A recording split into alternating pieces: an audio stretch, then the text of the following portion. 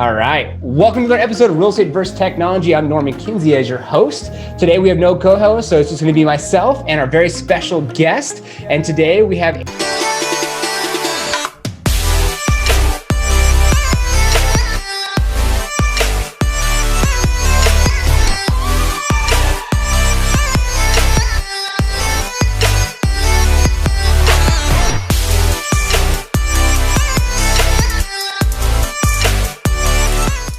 Andrea on the show. Welcome to Real Estate vs. Technology. Thank you for having me. Of course. And we have your Instagram behind us. You're absolutely crushing it. Looks like from Instagram, over 12,000 followers. And the show is all about you and your business. So we want to deep dive into that. So we're going to start off with why did you get in the business and how long have you been in the real estate industry? I've been in the business for 11 years now. Wow. And I got in the business because a manager that I was working for, she suggested to me that I should do something in sales. Okay. And then I just went home and I Googled and I found something that looked attractive. And that had actually, for me, it was important to understand that you can conduct your business by yourself and sky's the limit in terms of how you want to scale at some point. So I just picked real estate. It's literally that way, just to Google and find something that on paper looks attractive. Wow, that's awesome. So how long has it been so far since you've been in the industry? 11 years. Wow, that's awesome. Good for you. And what areas do you serve? I'm in Toronto, but I go pretty much anywhere where my clients are taking me. I somehow, over the years, I end up having a lot of business in one particular area in terms of sellers, but anywhere where my clients are taking me, I go with them. Yes, and I refer also. So if it's too far and I know specifically that I cannot properly serve them, if it's a listing, most likely I'm going to refer. For buyer, it's a little bit easier to do your due diligence and be able to serve someone outside the area that you're very familiar with. Yeah. But if I'm not familiar and I know I can't do the best job for them, then I do referrals. Yeah.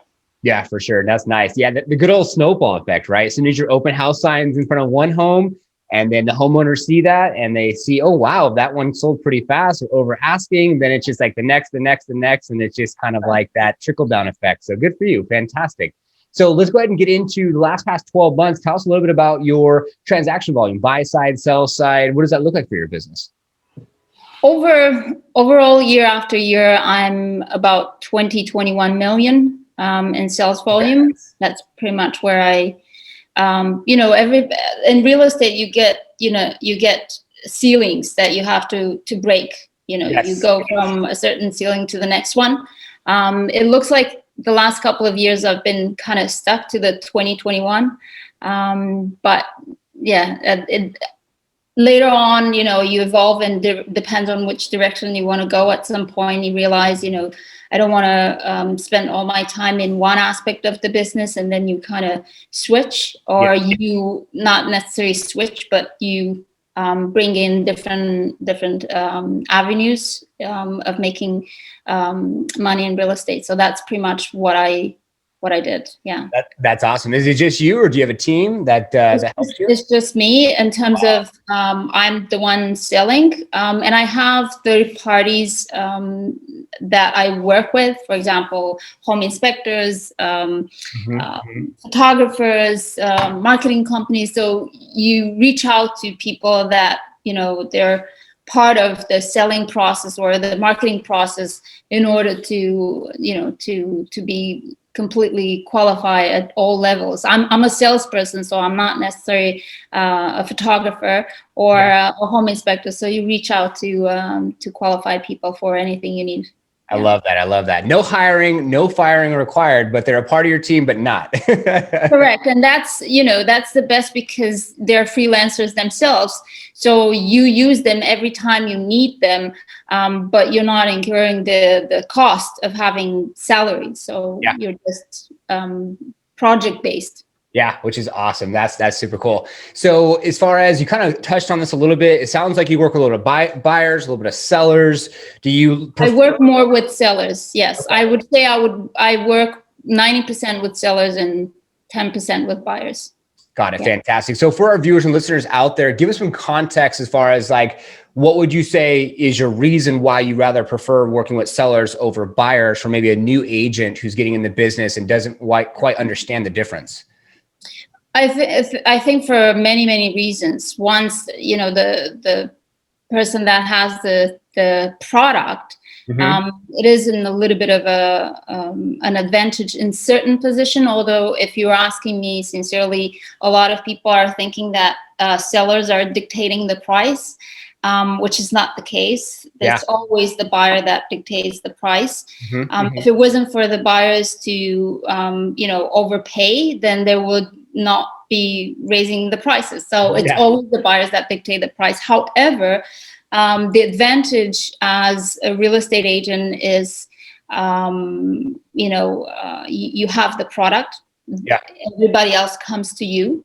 So that saves you an enormous amount of time. You can literally work with 40 sellers in the same time, and be able to properly serve them if you have an admin, for example. If not, and you have to do the admin, then obviously you're not going to be able to serve 40 clients. But 40 clients in a sense of doing the calls, negotiating contracts, keeping the follow-up, which are things that the real estate agent should take care of. You can do that with sellers. If you have 40 buyers, you're probably not going to have time to eat. So that's a little bit of an issue. So it's a matter of maximizing time versus profit, and that's behind picking sellers instead of buyers. Buyers are great, don't get me wrong. As long as you have a qualified, motivated buyer and realistic in expectations, then buyers are as good as sellers. So there's no difference in that terms. It's just the amount of people that you can work with in a certain period of time. I love that. I love that. For the lift-off agent side, we hear a lot of that too. In regards to clients, they say they just have more freedom, more control. On the seller side, they can actually be able to dictate a little bit more of their schedule, set up showings instead of having to go and like, okay, let's go look at another 5 more homes. Or, you're working so hard. Like you said, if it's not someone who's like motivated, committed, and knows what they want, I can only imagine what some agents out there go through on the buyer side to have to figure out like, okay, do you like this house? Do you like this house? Like, awesome. Yeah. So from there, so basically technology. So we want to get into a little bit more technology. And as we know, technology has completely changed a lot of real estate professionals' business in 2020, right? I mean, the way you conduct business, the way you show homes. I know Zoom has become a big part of our lives since 2020. What's happened. So what have you adapted to technology-wise to be able to run your business, transact your business, market your business? Like, what have you done differently since before 2020? So I'll be honest with you. I think I was a little bit late in the game, in the sense that it took me a while to get out of the traditional way, to see that there's other ways. Now I'm referring to technology in a sense of not necessarily generating leads, but technology in a sense of saving time. So I realized later on that, there's so much technology out there that will help you save time. And that was also one of the reasons I switched brokerages last year, at the end of last year, because I end up realizing I need all of these tools. And COVID kicked in, and it was more than ever necessary to have all of these systems in place. So when I switched to EXP, I realized one of the things that I looked at it was technology. And it's funny because some people were asking me, in Canada, the name is not as popular yet. And I'm always looking for what's more efficient and more rewarding, not what's the brand. At the end of the day, every single agent, every single seller and buyer, they're working with an agent. They're not working with the agency itself. Yes. So the quality and the ethics of the job you provide, they're not installed by the agency. They're installed by your own, the way you conduct your business. So that was not for me something that attracted me to stay with a traditional company or a brand name company. Mm-hmm. Not only that, but on top of that, I felt like a brokerage that is technology-based, cloud-based. It serves by far better my clients in terms of, exposure. The fact that it allows me to spend less time doing admin work. Yes. And more time being on the phone with leads and buyer agents and so on. So by far, anything else faded when it came down to technology. So from the moment I started in 2011, where technology was not something prevalent in the industry, we were still going into an office and use a fax machine and use a printer, to having DocuSign and now with EXP, everything actually integrated in one system alone, so you don't have to have a million other things going on. It's a huge difference, because I don't have to drive to the office to send a fax. I don't have to drive to the office to pick up a check or drop a check. I don't have to meet with my clients to pick up the check and drop the check to the other agency. So I don't know, agents that they're not new, the agents that they are new, they probably don't really understand what we're talking about when we're referring to the advantages of technology versus having everything the classic way. Mm-hmm. So it's been great. I mean, I really wish at the time when I start, I would have had the opportunity to start with a company that provides all this technology and learn and have created the good habits from the beginning, rather than being under, they have CRMs, they have generating leads websites. So all of these things that they're given to you for free, and they have free training. I'm totally on board with technology, put it this way. That's awesome. No, I love that. They were saying, and I've heard a couple different podcasts with the CEO and co-founder of EXP. It's almost like they were set up for these times, for COVID and everything that's happening. And I'm actually an investor also in EXP myself, and got in. So then got in at $30. You know what's happening, eh? Yeah. So I'm already seeing a return on my own investment, anyways. And it's so true, right? I mean, and hence why real estate versus tech. From the traditional tech to a traditional model of going into the office, fax machine, making phone calls, to now technology. How is it innovating and changing? Well, big time, like you just said. Yes. Not to mention, I mean, it saves you time. If you don't have to go into the office or drive your car and commute and sit and direct deposit. How is that in 2021, a lot of companies, they don't have direct deposit? Yeah. How is that you can, do a tap for the FinTrack, which EXP will offer in about a month? Yes. And it's like the direct deposit, I'm not even talking about, at the bank. They soon have an app for that in your account. It's like mind-blowing when you think about where we were and where we are now. Yes. And how technology changes. The fact that we have an internal groups where you can touch base with anyone from the president of the company and anyone in operations, and it's literally a text message. So that type of an environment where you're a multi-billionaire,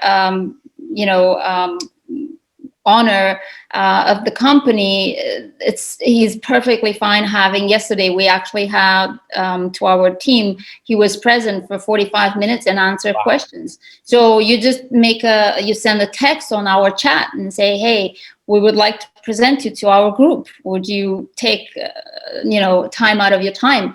And it's like, yeah, sure. So that's technology. That's it's not only technology, but it's the type of the mentality that you're working with. You will have in the house, you can have all sorts of business people from different areas, and you will see the mentality of the ones that they adopt technology, that they have a little bit of a different view to business in general. And like Glenn said, they're way more have fun. So I tend to agree after working among them that definitely there's something different there. That's awesome. I love it. Fantastic. So this is the part of the show where we usually go over to our co-host. So I'm going to go ahead and do both parts today. Yes, you can have double personality. Yeah. Okay. So this is my other side. Yes. So we want to get into the mix-up rounds, and we want to dive into more of the technology that you're using to really be able to manage and run your business and market your business. So, so it could be, one-word answers or a couple of different answers, but super simple stuff. So right now, what is your number one lead source? My number one lead source, it's still from my farming area that I've been farming it for a long time. So if you're thinking there's any technology there, then it's this. Nice. This is the technology. It's picking up the phone. And it's working. I do use for farming. You have programs like telelisting, do not call list, do not call list. So you have all of these things. You have a CRM. I have a CRM, and you have lead generating websites. I've never been a fan of paying for leads, so I never paid for leads. You can get leads from anywhere. I mean, you can pay for leads and they perfectly work. So I'm totally, it's not like I'm against, it's just something that I didn't need. I started at the time where, paying for leads was not in style. So now it is, and I tried it specifically to know if they work or not, and they do. If you know how to convert, any leads would work. Instagram, social media, definitely, it's a great source. And obviously, your sphere of influence and past clients. I mean, if you nurture them through technology, which is either mass emails, again, phone calls, then you would have quite a good return from your sphere of influence and past clients. Love it. Fantastic. So next question, we're just going to breeze through these. So cold call, do cold call? Yes or no? Yes. Yes. Okay. Fantastic. Direct mail for your farm. Do you do any of that? Yes. Okay. Fantastic. Do you do any lead generation on your website or search engine optimization? Anything with that? Okay. What about lead generation via Facebook? Anything there? No. No? What about lead generation via social media, your Instagram? Any lead generation? Yes, not through paid ads, but through content. Okay. Awesome. Fantastic. And Instagram with Facebook, they're connected. So if anything comes from there, it comes from the content, not from paid leads. Yeah. Got it. Okay. Organic. Love it. Love it. So let's get into real estate tools, like tools that you're using. So you said you use a CRM system. What do you use? What do you recommend? What tool? CRM.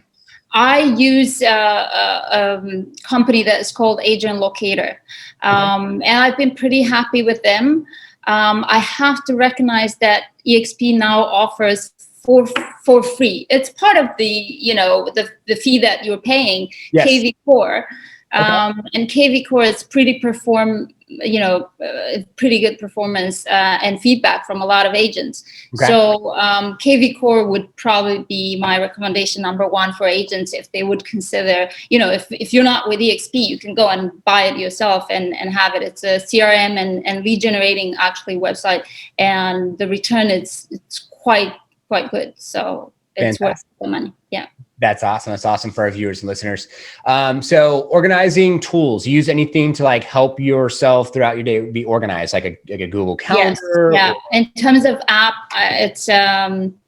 it's pretty much my life. Everything it's in an app. I swear, I live in an app.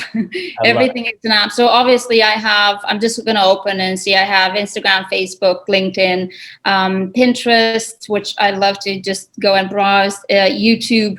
I have Canva, which is my favorite tool. Once you have Canva, you have everything in terms of marketing. I have DocuSign, although EXP right now, I just got used to DocuSign, which I love, but EXP offers a free version of it, so I'm going to switch soon. I have DocuScan, which I absolutely love for other purposes. I have Genius Scan, which allows me to have multiple pages scan and send as a one PDF, so I love that one. Obviously, File, where I organize everything. I have the Remarkable. I don't know if you're aware of it. It's actually a tablet that it's called Remarkable, and I like the fact that it doesn't have you have Wi-Fi, because everything you put in there you'll see on all other devices if you download the app, but it writes like a piece of paper, but you can create numerous folders. So it allows me, instead of actually having tons of papers everywhere with notes, I have everything in my Remarkable, and I absolutely adore my Remarkable. Wow. What else? I have anything in terms of Adobe. I'm completely obsessed with that. So I love it. And I have it also for my daughter. Nice. Yeah, I don't know. I have a lot of apps. That's awesome. Isn't it amazing these days with technology, how you don't have to have like a scattered of papers all over the place? No, it's just Remarkable. In your phone, you don't even have to think about it.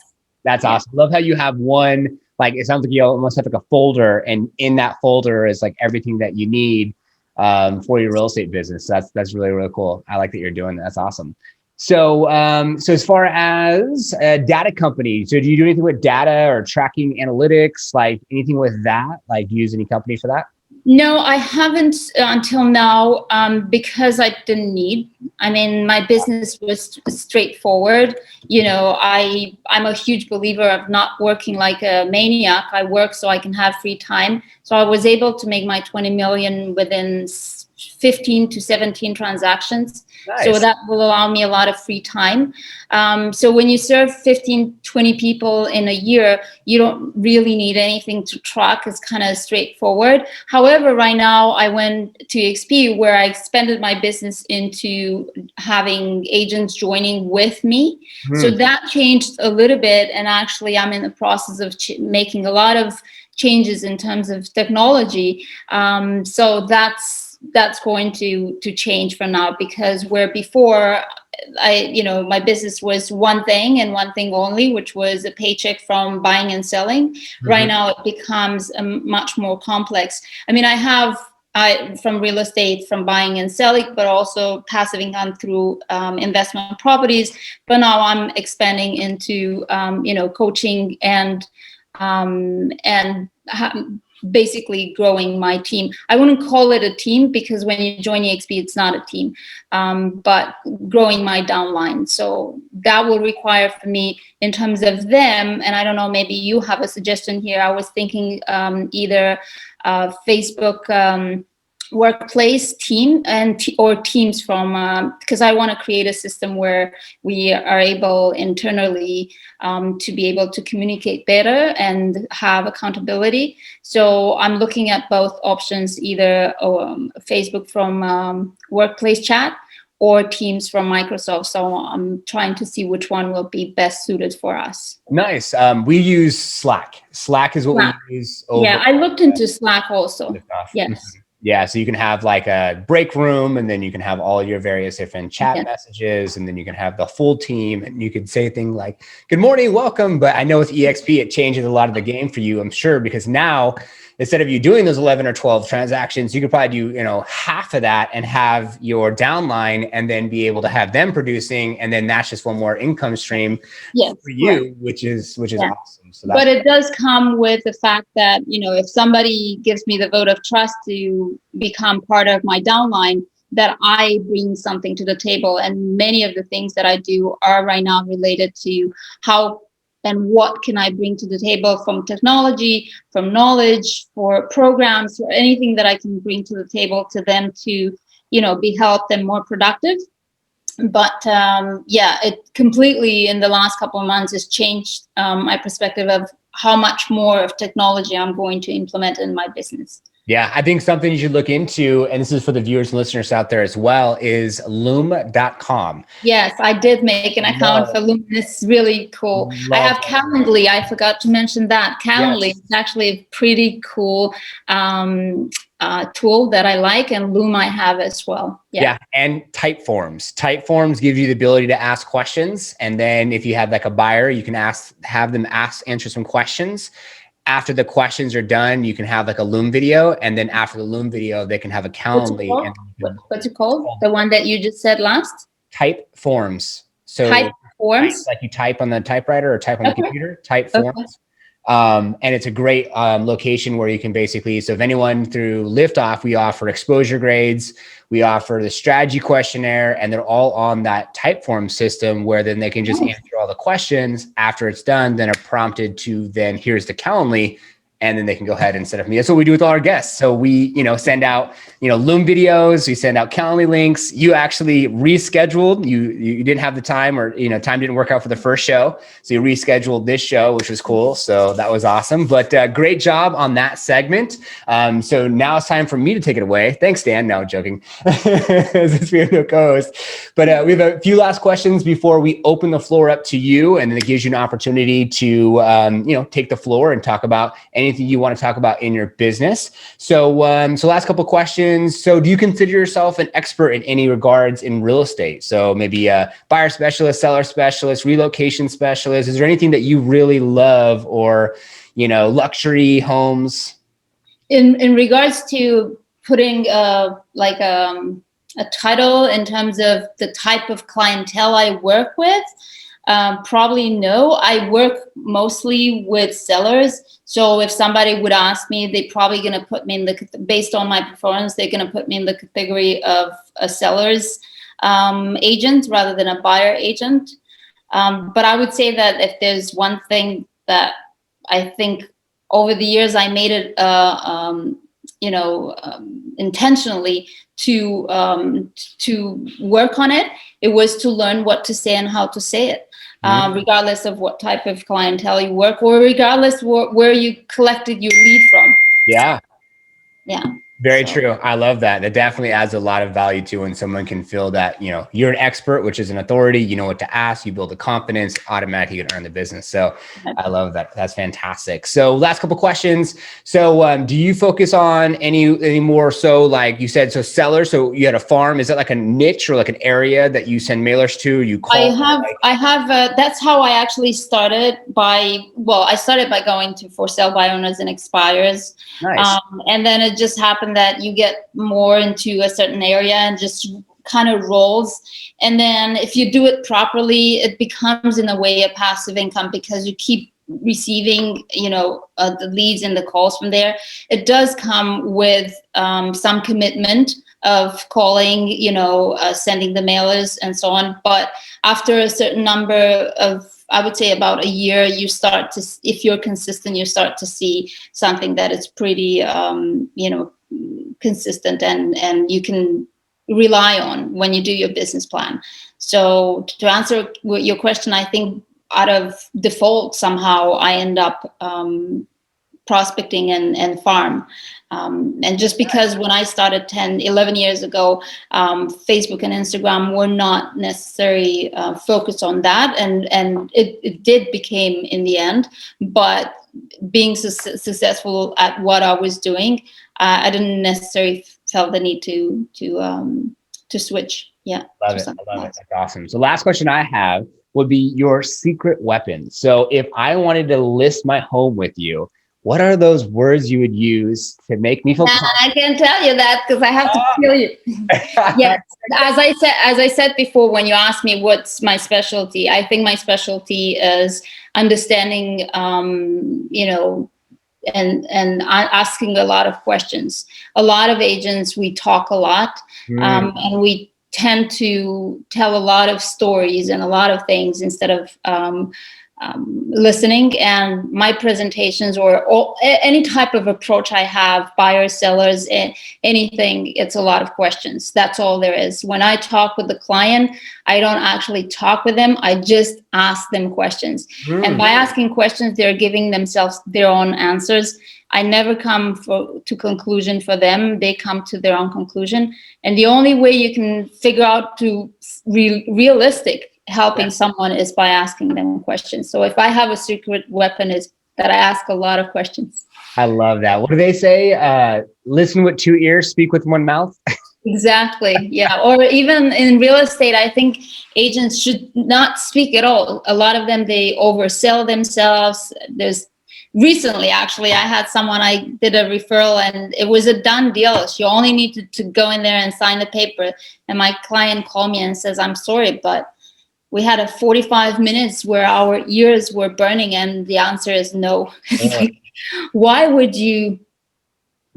But I didn't know the agent and I just referred it because someone else referred to me. So I didn't know. But when you have something already prepped, just go and sign. You don't have to brag about yourself. They don't care. Mm-mm. No, definitely. You definitely talked your way out of that deal. Yeah.